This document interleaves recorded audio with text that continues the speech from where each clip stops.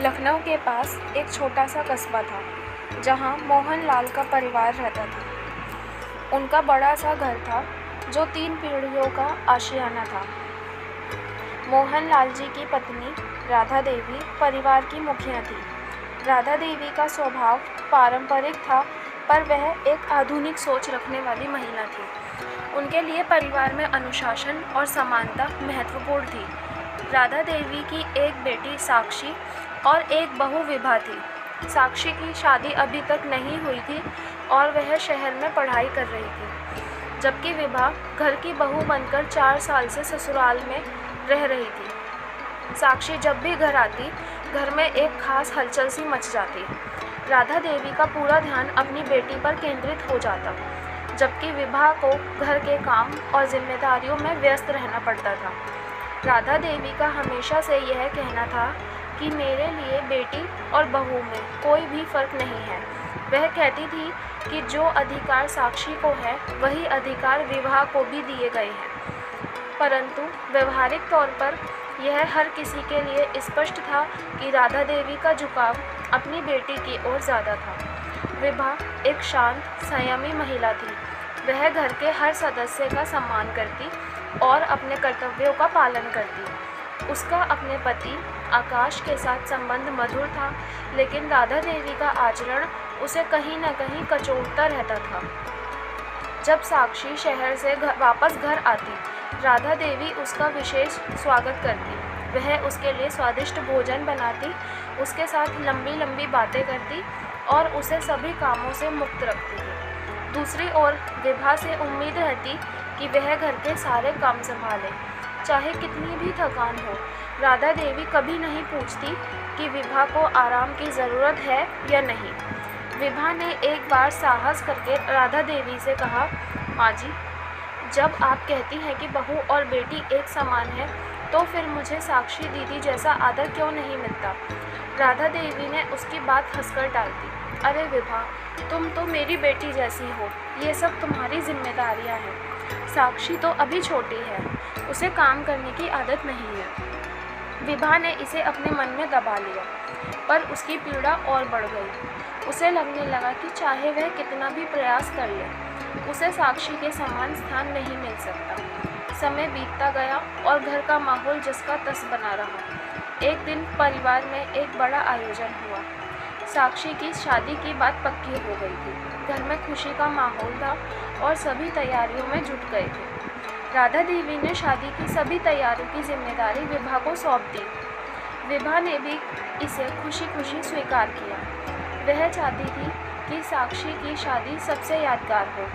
शादी की तैयारियों के दौरान विभा ने दिन रात बहुत मेहनत की। हर छोटी बड़ी चीज़ का ध्यान रखा। मेहमानों की व्यवस्था, खाने पीने की व्यवस्था, सजावट, सब कुछ उसने अपने कंधों पर ले लिया। राधा देवी साक्षी के साथ खरीदारी और बाकी कामों में व्यस्त थी। शादी का दिन आया और समारोह सफलतापूर्वक संपन्न हुआ। साक्षी अब अपने नए जीवन की शुरुआत के लिए ससुराल चली गई और घर फिर से सामान्य हो गया। साक्षी की शादी के कुछ महीनों बाद एक दिन अचानक राधा देवी की तबीयत खराब हो गई। डॉक्टरों ने बताया कि उन्हें दिल का दौरा पड़ा है और उन्हें कुछ समय के लिए आराम करना होगा। अब घर की पूरी जिम्मेदारी विभा पर आ गई। विभा ने घर का हर काम बड़ी मेहनत से संभाला और राधा देवी की सेवा में कोई कसर नहीं छोड़ी। लेकिन राधा देवी की बीमारी ने उनका स्वभाव और अधिक कठोर बना दिया। वह अब छोटी छोटी बातों पर विभा से नाराज़ होने लगी। उन्हें लगता था कि विभा उनके मन मुताबिक काम नहीं कर रही है। एक दिन राधा देवी ने गुस्से में कहा, विभा, तुम्हें कुछ नहीं आता। अगर साक्षी होती तो वह सब कुछ सही तरीके से करती। यह सुनकर विभा का दिल टूट गया। उसने सोचा, मैंने इस घर के लिए अपना सब कुछ दिया, फिर भी माँ जी को मुझ में कमी दिखती है। क्या मैं कभी उनके दिल में अपनी जगह नहीं बना पाऊंगी। इस घटना के कुछ दिन बाद साक्षी शहर से गांव आई। वह अब ससुराल में खुश थी, लेकिन माँ की बीमारी की खबर सुनकर वह उनसे मिलने आई थी। उसने देखा कि विभा अकेले ही घर के सारे काम संभाल रही है और माँ जी की सेवा भी कर रही है। एक दिन साक्षी ने अपनी माँ से कहा, माँ, क्या आपको नहीं लगता कि भाभी दिन रात मेहनत कर रही हैं? वह बिना किसी शिकायत के आपका और घर का ख्याल रख रही हैं। राधा देवी ने थोड़े नाराज़गी भरे स्वर में कहा, वह करती है, पर उसमें साक्षी जैसी बात नहीं है। यह सुनकर साक्षी को बुरा लगा। उसने पहली बार अपनी माँ को समझाने की कोशिश की। माँ, जब आप कहती हैं कि बहू और बेटी में एक समान है, तो फिर भाभी को साक्षी जैसी इज्जत क्यों नहीं मिलती? उन्होंने आपकी इतनी सेवा की, फिर भी आप उन्हें अपना नहीं पा रही हैं। राधा देवी को अपनी बेटी की बातों ने सोचने पर मजबूर कर दिया। उन्होंने यह तो हमेशा कहा था कि उनके लिए बहू और बेटी समान है, लेकिन व्यवहार में कभी विभा को बेटी जैसा सम्मान नहीं दिया था। एक रात राधा देवी अपने बिस्तर पर लेटी थी और उन्हें नींद नहीं आ रही थी। वह अपनी बेटी की बातों को बार बार सोच रही थी। उन्हें समझ आया कि उन्होंने अनजाने में ही पर विभा के साथ पक्षपात किया था। उन्होंने साक्षी को हमेशा विशेष दर्जा दिया क्योंकि वह उनकी अपनी संतान थी, लेकिन अब उन्हें यह एहसास हो रहा था कि विभा ने भी इस परिवार को अपना सब कुछ दिया था और उसकी मेहनत और समर्पण को नज़रअंदाज करना गलत था। अगली सुबह राधा देवी ने विभा को अपने पास बुलाया। वह थोड़ा असहज महसूस कर रही थी, परंतु उन्होंने अपने दिल की बात कहने का निश्चय किया। विभा, मैंने तुम्हारे साथ अन्याय किया है। मैंने हमेशा कहा कि तुम मेरी बेटी जैसी हो, लेकिन व्यवहार में मैं तुम्हें वह इज्जत नहीं दे पाई जिसकी तुम हकदार थी। मुझे माफ़ कर दो। विभा ने हैरानी से राधा देवी को देखा। उसने कभी सोचा भी नहीं था कि राधा देवी उससे इस तरह माफ़ी मांगेंगी। उसकी आंखों में आंसू आ गए। माँ जी, आपसे माफ़ी की कोई ज़रूरत नहीं है। मैंने हमेशा आपको और इस परिवार को अपना समझा है।